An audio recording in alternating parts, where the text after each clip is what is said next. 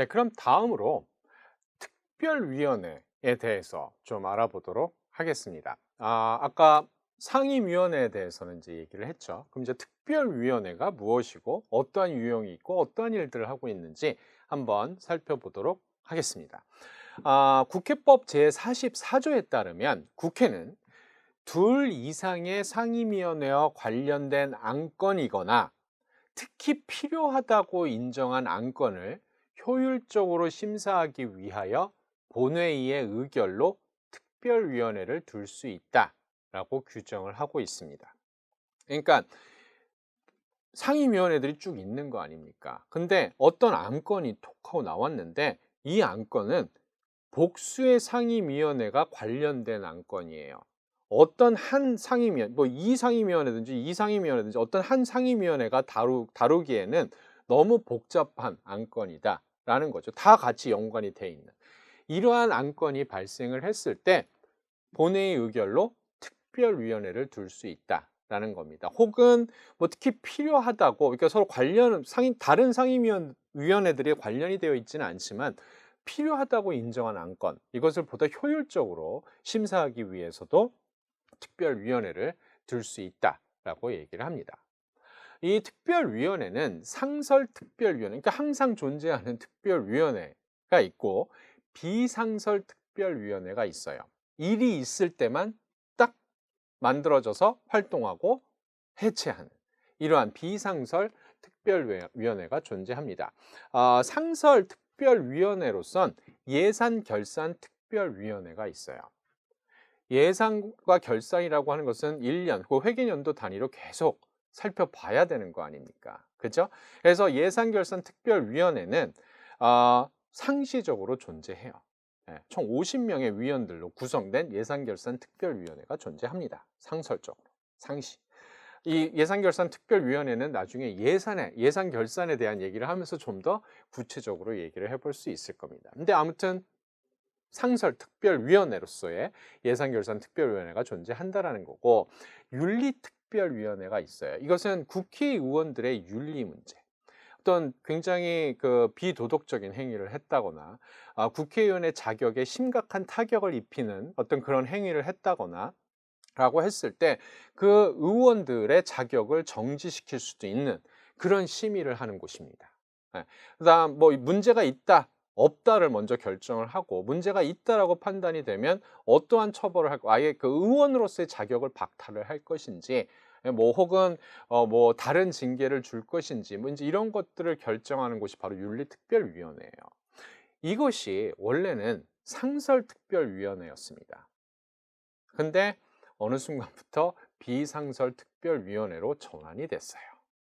그래서 지금 현재는 비상설특별위원회로 남아 있습니다.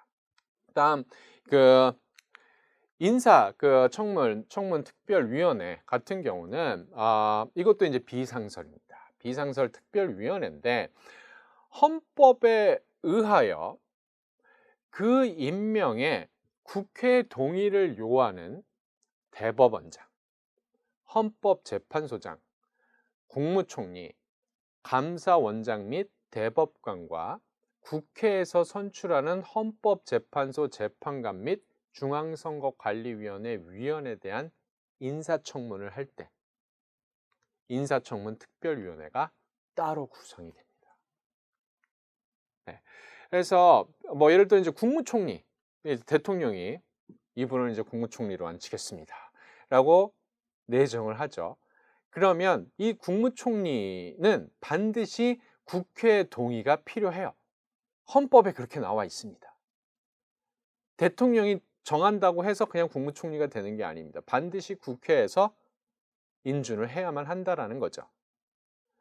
그래서 그러한 존재, 국무총리, 뭐 혹은 대법원장, 헌법재판소장, 이런 굉장히 중요한 이 직위를 가진 고위공직자들, 그다음 이제 특히 헌법에서 반드시 국회의 동의를 요하고 있는 이러한 그 직위를 가진 사람들은 인사청문회를 실시를 하는 겁니다. 그래서 이 사람이 그 직위에 어울리는 사람인지, 어떤 과거 경력에 어떤 문제점이 있었던 것은 아닌지라고 하는 여러 가지 것들을 검토하는 그런 위원회, 특별위원회가 열리게 된다라는 거죠. 그래서 그걸 가지고 인사청문 특별위원회다라고 얘기를 하는 겁니다. 이것도 비상설이에요. 그러니까 대통령이 이 사람을 임명하고 싶소라고 하고 그 비준 동의안을 국회에 제출하고 나면 그때서 비로소 딱 형성이 되는 겁니다. 그리고 인사청문회가 끝나면 자동적으로 해체가 되는 그러한 비상설 특별위원회다라고 얘기를 할 수 있어요. 인사청문은 사실 지금 헌법에서는 반드시 국회 동의를 요하는 몇몇 포스트들이 있습니다. 직위들이 있는데 예를 들어 장관 같은 경우는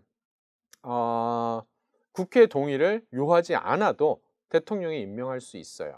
근데 장관에 대한 인사청문회도 실시를 하고 있습니다. 근데 이 장관에 대한 인사청문회는 소관상임위원회에서 진행을 해요. 그러니까 국방부 장관, 이 사람을 국방부 장관으로 앉히고 싶어요 라고 이제 대통령이 마음을 먹었어요. 그러면 그 국방부 장관 후보자에 대한 인사청문회는 국회 국방위원회에서 하게 된다는 겁니다. 그러니까 따로 그 국방부 장관 후보자를 위한 인사청문 특별위원회를 따로 구성하는 게 아니에요. 소관상임위원회에서 인사청문회를 진행을 한다라는 그러한 얘기입니다. 장관이라고 하는 존재는 헌법에서 이 사람 반드시 국회의 동의를 요해야만 장관이 될 수 있어라고 얘기하고 있는 것이 아니기 때문이다라는 거죠. 그래서 인사청문 특별위원회, 비상설 특별위원회로 이제 남아있는 그런 위원회다라는 거고, 그다음에 이제 기타 특별위원회라는 게 있습니다. 그래서 이거는 뭐 아까도 얘기를 했었지만 여러 개의 상임위원회, 소관과 관련되거나 뭐 특히 필요하다고 인정한 그런 안건이 발생했을 때 임시적으로 특별위원회를 구성을 하는 거죠. 그래서 구성할 때 언제까지 활동을 한다라고 하는 그 기간도 일반적으로 정해놓고 시작을 합니다. 그래서 활동 기한이 종료되거나 혹은 그 안건이 본회의에서 이제 의결될 때까지 한시적으로 존속을 하는 그러한 특별위원회가 있다라는 거죠. 여기서 지금 기타 특별위원회라고 붙여놨지만 그 안건 이름을 따서 이제 무슨 특별위원회라는 식으로 이름이 이제 따로 구성이 되죠. 다음에 우리가 얘기를 해볼 것은 바로 소위원회입니다. 영어로 얘기하면 subcommittee라고 하는 거예요. 이 소위원회는 어디에 있는 위원회냐 하면 상임위원회 밑에 있는, 상임위원회 안에 들어가 있는 위원회입니다. 그래서 밑이라는 거죠. 그래서 상임위원회가 이렇게 위에 있으면 그 밑에서 활동을 하고 있는 조그만 위원회, 그래서 소위원회라고 부릅니다. 그래서 국회법 제57조에 따르면 상임위원회는 소관사항을 분담 심사하기 위해서 상설소위원회를 둘 수 있고, 필요한 경우 특정한 안건의 심사를 위하여 소위원회를 따로 또 구성을 할 수 있다라고 규정을 하고 있어요. 그래서 그 국회법에 따라서 상임위원회는 소관 법률안의 심사를 분담하는 둘 이상의 소위원회를 이제 둘 수 있게 됐는데, 현재 모든 상임위원회에서는 적어도 3개의 이 소위원회를 두고 있습니다. 이 3개 소위원회는 법안심사소위원회라고 하는 것. 그러니까 그 상임위원회에 법안들이 들어오지 않습니까? 그럼 그 법안에 대한 실질적인 검토를 하는 곳이 상임위원회 전체라기보단 바로 그 소위원회라는 거예요. 법안심사소위원회에서 그 법안에 대한 이제 심사를 본격적으로 진행을 하는 곳이다라는 거고, 예산결산심사소위원회라고 하는 것도 예를 들어 국방위원회라고 한다라면 행정부처의 국방부의 예산결산 문제를 심의를 하는 겁니다.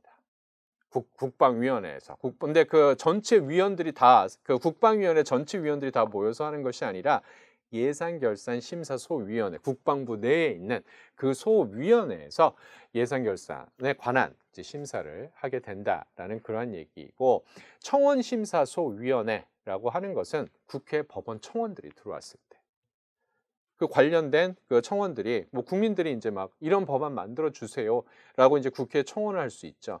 그래서 그 청원을 받아들여서 그 청원에 관련된 업무만을 이제 심사를 하는 그 소위원회가 이제 또 따로 존재한다라는 겁니다. 그래서 이렇게 3개 정도의 그 소위원회가 존재한다라는 거고, 이 3개의 소위원회는 실질적으로 그 상임위원회가 다루고 있는 업무의 실질적인 내용들을 이들이 이제 그 수행을 하는 그런 존재가 된다라는 겁니다. 그러니까 상임위원회에서 법안이 어떻게 다루어지고 있는지를 알고 싶다? 그러면 그 상임위원회 내에 있는 법안심사소위원회가 어떠한 활동을 하고 있는지 살펴볼 필요가 있다라는 그러한 얘기죠. 네. 이러한 소위원회는 소속되어 있는 상임위원회 위원 중에서 한 4명 내지 11명 정도로 이제 구성이 되어집니다. 네. 그리고 이제 이 소위원회는 국회 폐회 중에서도 따로 모여서 이제 활동을 할 수 있다라는 거고, 법률안을 심사하는 그 법률심사 소위원회는 매월 2회 이상 개회한다고 규정이 되어 있습니다. 근데 이러한 소위원회 활동에 대해서는 좀 문제가 있다라고 하는 여러 가지 지적들이 제기가 되고 있어요. 네.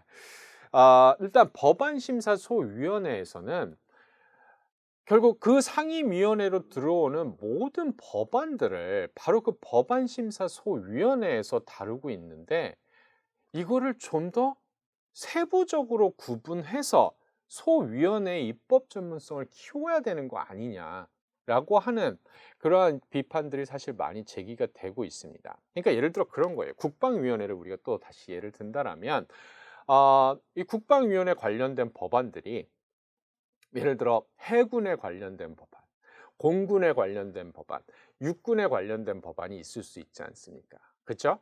근데 국방위원회 내에 법안심사소위원회가 하나만 존재한다라면 그 법안심사소위원회에서 육해 공군의 모든 법안들을 다 다뤄야만 한다라는 거죠. 근데 이 소위원회를 좀 더 세분화시키는 거예요. 육군 관련된 법안심사소위원회, 그다음 해군 관련된 법안심사소위원회, 뭐 이런 식으로 세분화시킨다는 겁니다. 그래서 해군에 관련된 법안이 국방위원회로 들어오게 됐다라고 한다라면 해군 법안심사소위원회가 작동을 하게 되는 거죠. 그러면서 그 위원회에 들어가 있는 위원들은 해군 쪽, 해양안보 쪽에 더 높은 관심과 전문성을 가진 사람들이 들어가 있지 않겠습니까? 그래서 보다 심도 깊은 법안에 대한 심의가 일어날 수 있는 게 아니냐라고 얘기하는 학자들도 있다라는 겁니다. 두 번째 문제는 뭐냐 하면, 한시적으로 운영되는 특별위원회가 지나치게 많이 설치되는 경향이 있다는 겁니다. 이게 사실 좀 보여주기식으로 하는 경향들이 좀 많이 있어요.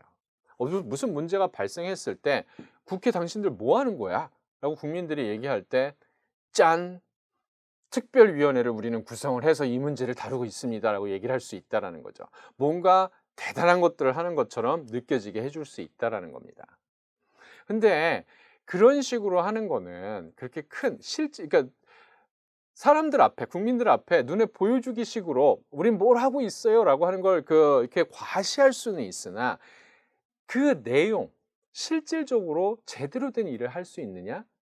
그렇지 않을 가능성이 높다라는 겁니다. 한시적으로 갑자기 훅 하고 운영된 사람들끼리 뭘 얼마나 제대로 하겠어요.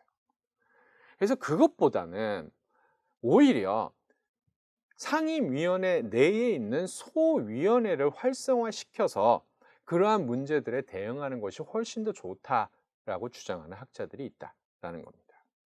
다음 마지막으로 예산결산심사소위원회가 이제 활동을 한다라고 얘기를 했죠. 근데 매년 감당해야 하는 예산과 결산에 관련된 업무량이 굉장히 많다라고 얘기를 합니다. 네. 그래서 사실 이 예산 결산 관련된 일을 하다 보면 다른 법안에 대한 심사들을 제대로 하지 못하는 경우들이 굉장히 자주 발생한다라는 거죠. 그래서 아예 예산결산특별위원회를 특별위원회가 아니라 아예 상임위원회로 전환을 하자라는 논의들이 굉장히 많이 나오고 있습니다. 미국의 의회 같은 경우는 예산과 결산과 관련된 위원회가 상임위원회로 존재해요.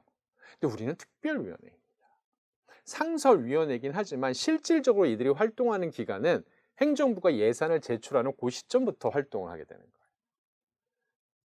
그래서 이걸 그러니까 상임위원회로 전환을 하게 되면 계속 이들이 활동을 할 수 있다는 거죠.